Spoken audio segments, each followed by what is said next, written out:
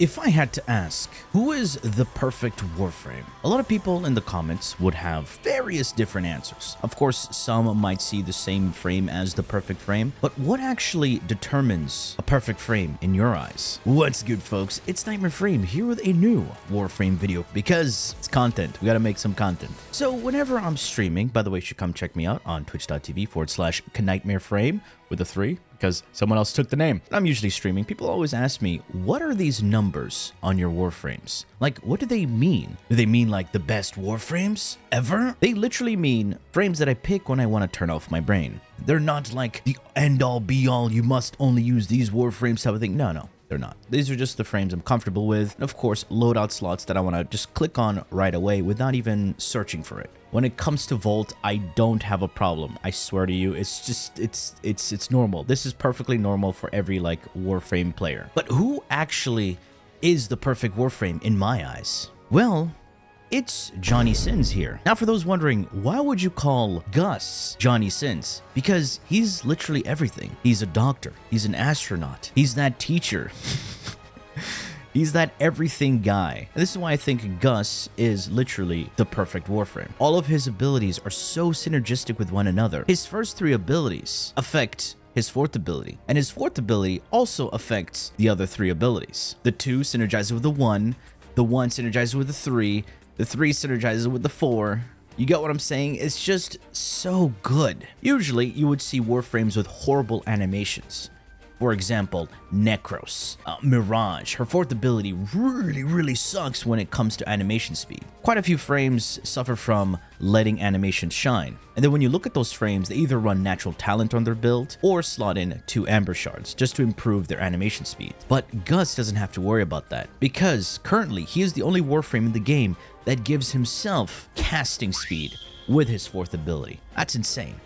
So let's take a look at this 4th ability right now. This ability is all about not letting animations shine and improving on them because it gives you casting speed, as I just said, attack speed, reload speed, fire rate. Like, that's insane. Not to mention, it deals some AoE damage, but it also improves the potency of his other 3 abilities. Do you understand why I call him a perfect Warframe? He just gets rid of all the flaws that other Warframes have. Ever since Guss was released and they introduced the Helminth system, I was that weird guy that said, he doesn't need a Helminth.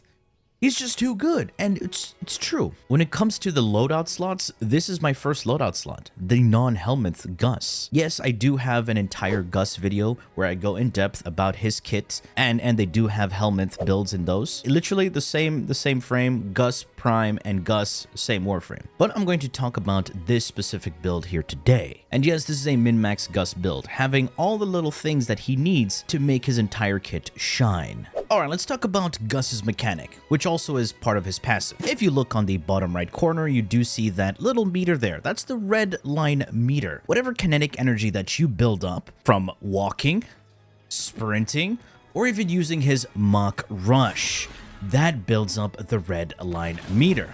Bumping into enemies while using his Mach Rush builds it up significantly because Mach Rush does have a small AoE explosion, so that also helps build up his Redline meter. But notice, it doesn't go any higher and can only exceed that Redline threshold if you activate Redline.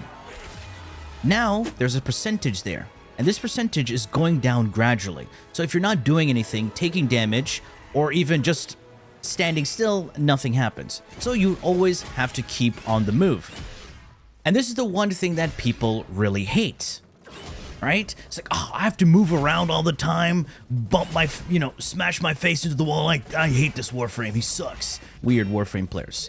But if I use my Thermal Sunder heat variant, I lose my Redline meter. But if I activate my Cold Sunder, I positively charge my Redline. If I activate my Redline and I have my 2nd ability active, if I take damage, that also reduces my Redline. Yes, I still get the damage reduction, but it's not going to be as strong because I'm losing that damage reduction as I'm losing my Redline meter. So I have to keep on the move and keep my Redline topped up. And once my Redline hits 100%, I can just stand there, take no damage, unkillable. I mean, they can't really hit me right now because they're crowd controlled.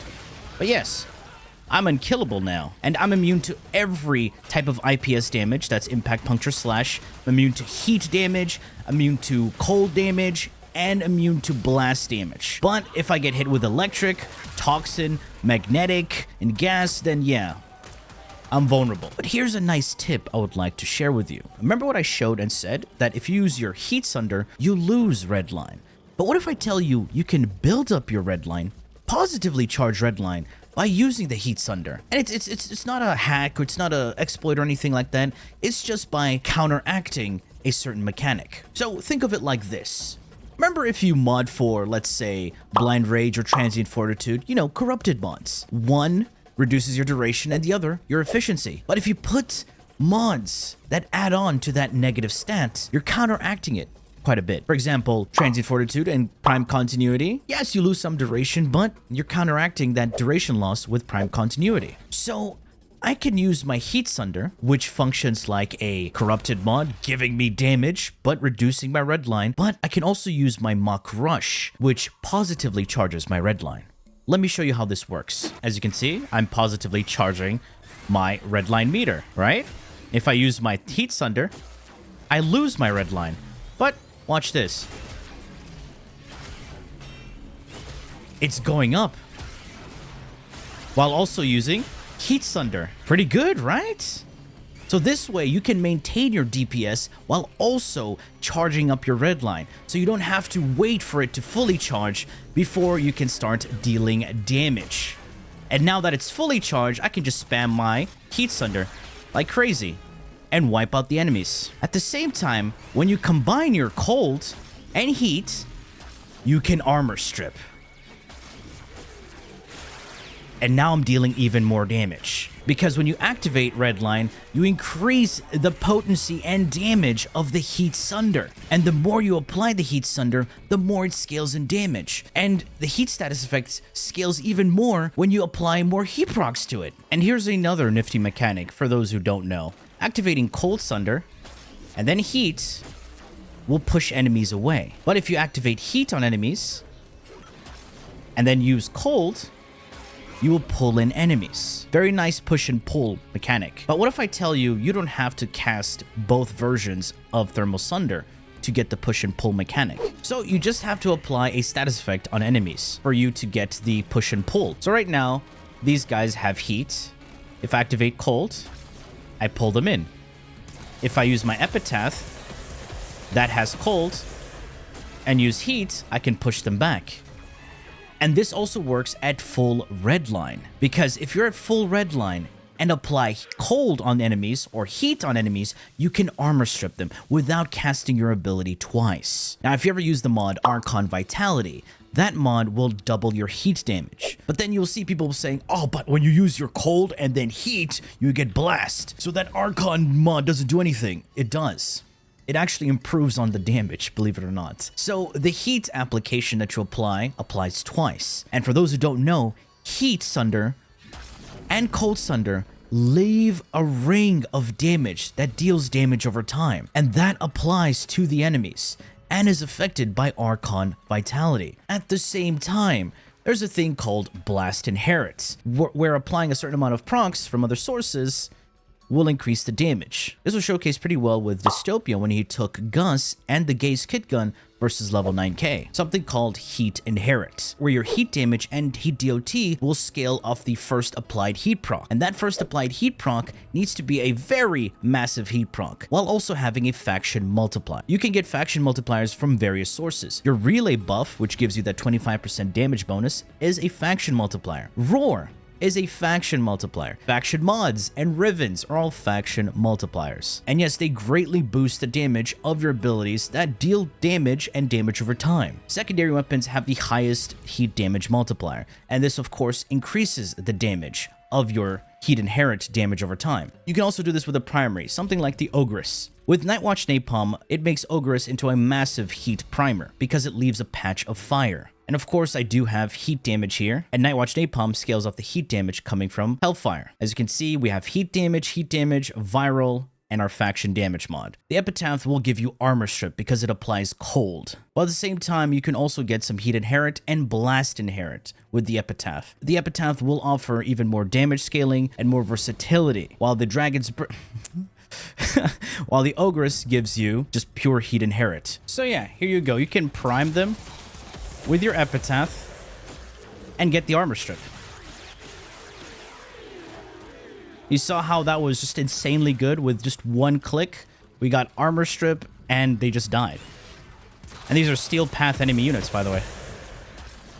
You have heat inherit, blast inherit, and armor strip with one click because you're applying the faction multiplier with the heat along with the innate cold, which primes him with cold. So when you activate your heat Sunder, it immediately armor strips, and then the multiplier coming from Redline and the bonus damage coming from your Archon Vitality will completely shred enemies. So this is a very nice combo that you can have. But since GAUSS has a lot of fire rate, you might want to drop anemic agility because sometimes you might accidentally do the fully charged shot, which I did. But let's show you how GAUSS works without any of these gimmicks. Just pure GAUSS, and how well he scales in Steel Path. Alright, here we are in Steel Path, and we're of course in the Lua Conjunction Survival, and I'm going to show you how to deal damage with just GAUSS himself, and then we'll put in some weapons here and there. But the best part about this is that I won't be using any weapons to begin with.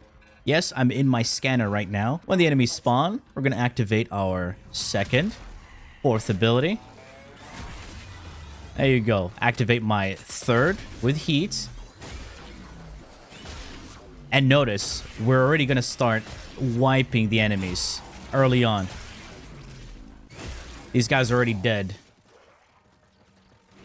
Just abilities alone. That's how good GAUSS is. And we have the Nautilus over here with Cordon pulling in enemies. Very nice utility. We're fully charged with Redline. We can use our cold, then heat to fully armor strip and destroy enemies. Look at that. Dead. Beautiful damage. These are just abilities alone. No weapons. No priming. Cold, freeze them. Oh yeah, I forgot to mention, if you use the Cold Sunder at max Redline, you will freeze enemies. He has everything in his kit. Movement speed, animation speed increase. Let's not forget, he has utility with crowd control, armor strip, and ability scaling DPS. He's just a perfect Warframe. And yes, his Heat Sunder can scale into the millions to billions of damage, the more you stack and apply the heat damage. Alright, let's use our weapons now. Look at that reload speed. We don't have any issues. And Cordon is pulling in enemies just for us. This is a very nice, simple brain-dead synergy. If you want, add heat, crowd control them, and perform a little armor strip. Beautiful. Yet again, no Helminth from GAUSS, and the Archon shards are all duration Tau Forge shards. These are the perfect shards that you want to put on GAUSS. Just go hard in on duration. Being on this side, let's have a look at that build. Corrosive projection in the aura. This is just to give me some small armor strip in the beginning so my Redline has even better scaling. But at the same time, corrosive projection reduces the amount of Redline you need before you can do the full armor strip combo with cold and heat Sunder, which is really nice. And it's just a versatile aura.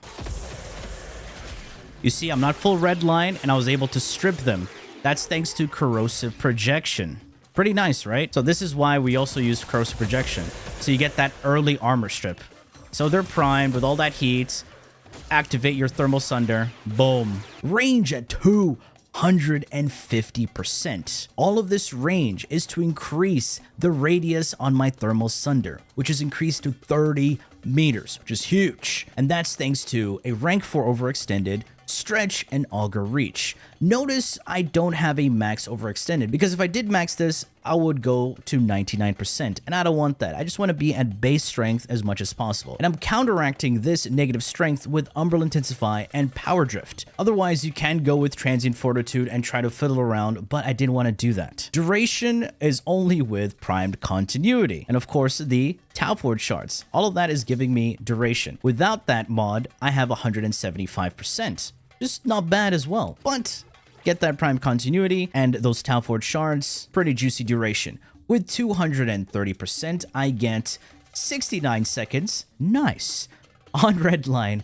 and Kinetic Plating. And as you can see, I have no efficiency, nor do I have negative efficiency. Yes, he does get energy when he takes damage with Kinetic Plating on, but I also have Arcane Energize and Arcane Steadfast. This is so I can be a lot more careless and free with my ability casting. As you saw, I was spamming my Thermal Sunder like crazy, and I didn't have to worry too much with energy. And this is why I have both Energize and Steadfast. And finally, I have Archon Vitality. This is to increase the damage of Thermal Sunder, the Heat Thermal Sunder, because it doubles the heat damage. Especially if you have Redline fully maxed, your Heat Sunder and Archon Vitality are going to do insane amounts of damage. However, this is your flex slot. You can put whatever you want here. This is why it's unranked. Without this, you have 10 capacity. This means you have enough room for an augment, enough room for another duration mod. And what type of augment would you want to put? Well, you have access to Thermal Transfer to give you bonus heat and cold damage, so you can form gas and cold. I know it's weird, heat takes priority. And you also have Mock Crush. This gives you some grouping with your Mock Rush. However, I'm using the Nautilus, so I don't really see much use for this one. So yeah, this is that flex slot. Otherwise, Archon Vitality. You don't have to worry about health because he has Kinetic Plating unless you're fighting against Toxin enemy units. That's why it's unranked and you don't need to rank it up. You're just there for the secondary effect, which doubles your heat damage. And for the Nautilus, aka Cordon, we have